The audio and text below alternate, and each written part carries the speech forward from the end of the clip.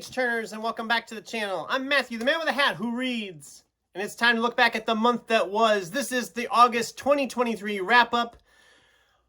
Let's dive right into it. So, in August, I read 12 books this year. That was up from last year when I only read 11 in August, so slight improvement there. And it brought the grand total for the year to 93, up 4 from last year at the same point when we were sitting at 89. Meaning that window is getting ever smaller as we progress through the year. It'll be interesting to see if I can still keep ahead for the rest of the year's pace. It'll be interesting to see.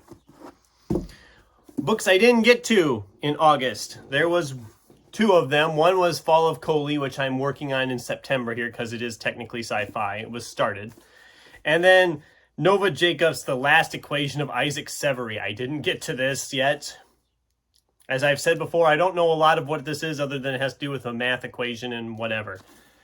I'm going to be trying to get this in November or December. I want to get it in yet this year.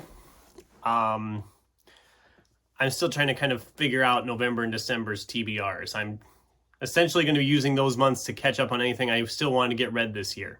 So, as for what I read, let's start with a couple of library books. Riley Sager's The House Across the Lake. I've read most of the Riley Sager novels. I think the only one I haven't read is the newest one that just came out here like the last month or two. This was the one from last year. I didn't love it. It wasn't my favorite. Some of them I've really enjoyed and some of them I've been kind of more meh on. This one was more meh. It felt very much like a domestic thriller. You know the kind. Gone Girl, Girl on the Train, A Simple Favor, Woman in the Window. I'm not a huge fan of that genre, so it started out that way and I was kind of bummed. But then it got better. The second half I thought was better. There's a kind of a creepy element to it, which is what I like about Riley's stuff. I ended up giving it 3 stars. I thought it was good. I didn't love it, but I didn't really hate it either. So, and then The Winners by Frederick Bachman. This is the 3rd in his Beartown trilogy, which, if you've read it, none of them really feel like they need to continue, but they always do, and they always are interesting. I love the characters. I love these 2 towns competing all the time with their hockey. This was a good conclusion to the trilogy. I say that lightly because I didn't know we were doing a trilogy from the first. I thought it was just a standalone, then it was just 2, and then it's 3. If he wants to write more in this, I would read it. Yeah. I thought it was fine. I liked it a lot. I gave it 4 stars. It's not my favorite from Bachman, but it was still good. So,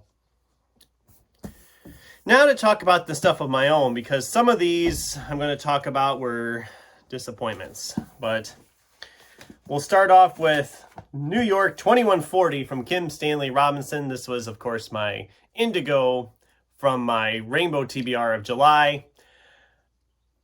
I want to say I loved the concept of this, that, because of global warming, the streets of New York are flooded into canals and they're going around on boats and they're still living up higher levels. I'm like, okay, that's interesting.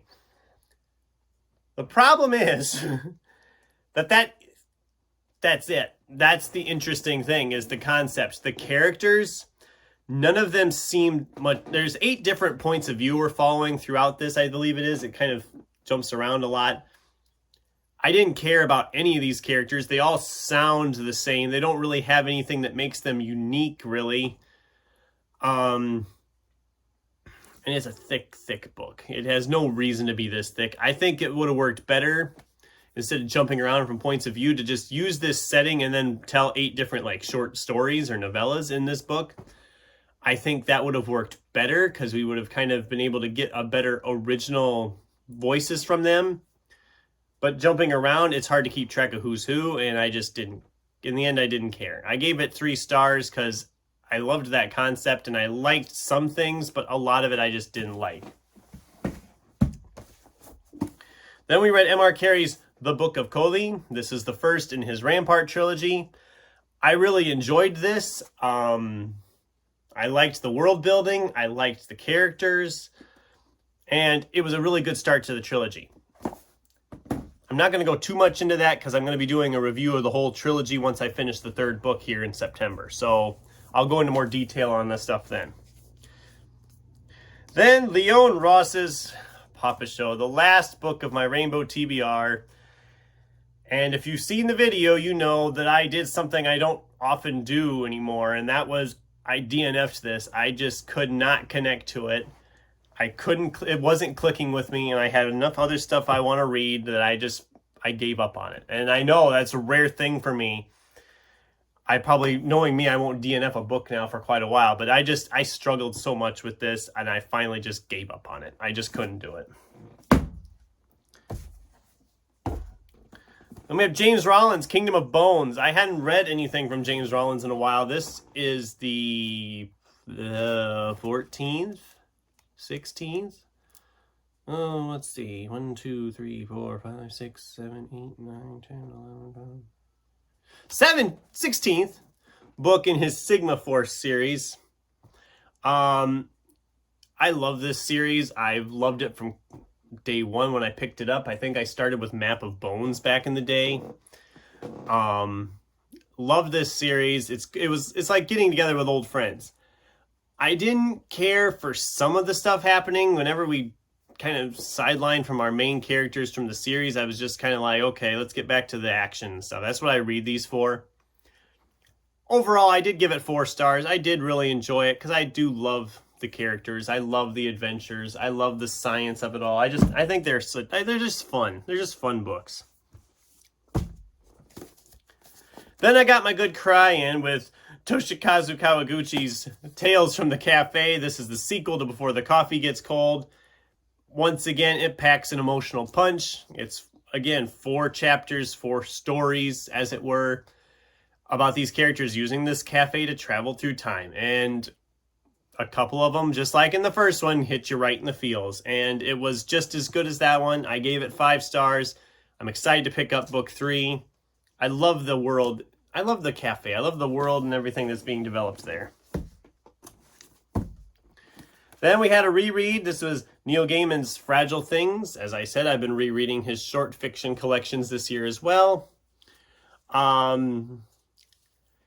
still gave this 5 stars, just like I did the previous collection, just like I did the first time around when I read them. I think I liked Smoke and Mirrors as a collection better than this one. This one's still good. They're both good collections. They're all good collections. He's a great writer, but I just think of the stories, I think I enjoyed Smoke and Mirrors more than Fragile Things, but maybe that's just me. I don't know. Then we had M.R. Carey's The Trials of Colleen. This is the second book in the Rampart trilogy. It built off the first one really well. I really enjoyed it. I'm not going to go into any more details right now. Both of those Colleen novels got 4 stars from me, by the way. So then we have Joe Ide's Fix It. I finally got around to this. I won this thing in a Goodreads giveaway months ago and finally got around to reading it. This is the 6th book in his IQ series. I enjoyed it a lot because I loved the series. However, some of the plot points that they go into here, I was not... What's the word I'm looking for? I was wondering why we had to tell the story the way we told it, because just what happens. And I don't want to spoil anything for those who have been reading this series, but something happens between our main character and another character from a previous book, and it's looking like it's going to be resolved, but then it's not resolved, I guess. It was not resolved in the way I want it to be resolved, I guess. I don't know how to say it without spoiling it. I should have thought about that better, but it was another good entry in the series for the most part. I just didn't love what they did with a couple of characters. Then we read Max Allan Collins' Double Down. This is the collection of his Nolan novels, books 3 and 4 in one edition. I'm enjoying these. I like Max Allan Collins' writing. They're the pulpy hard case crime novels. I really enjoyed this. I am excited to pick up the next one when I get it. I haven't picked it up yet in my collection, but I am enjoying my read through on those. Then the last book of the month, and another disappointment, was La Vie Tidars by Force Alone. I think I said it in a previous video, I'd tried reading Lavi Tidar before, and their writing didn't work for me. I didn't connect with their writing very well. I didn't like how it was written, whatever. So I thought, well, it's been a while, I'll give them another try. I did not like this book at all. I think I gave it 2 stars, if I remember right. It's just a mess. It's a real big mess. It sells itself as a King Arthur retelling, but we change point of view so long. Arthur disappears for a good chunk, for just chunks of this book, or he's just mentioned, or he's acknowledged, or he shows up briefly. Because in retelling the Arthur mythos, we have to cover everything. We have a big long section from Galahad's point of view. We have a big long section from Lancelot's point of view. We have sections from Guinevere's point of view. We go back and forth to Merlin and Morgan Le Fay and all this. I know a lot of the Arthur mythos already. This just didn't do enough to make itself stand out. It just felt like, well, I got 400 pages. We're going to cover everything that happens in the Arthur mythos with all the characters, and we're going to do it as fast as possible. And that's fine, I guess, if that's your thing, but I don't understand why it's getting the praise on the back. There's a ton of praise about it on the back, and it's from authors I've enjoyed, like M.R. Carey, Christopher Farnsworth, Adrian Tchaikovsky, who I haven't read, but everybody raves about, Silvia Moreno Garcia. I'm like, I like a lot of these people, or I've heard a lot of good things about a lot of these people, but it did not work for me.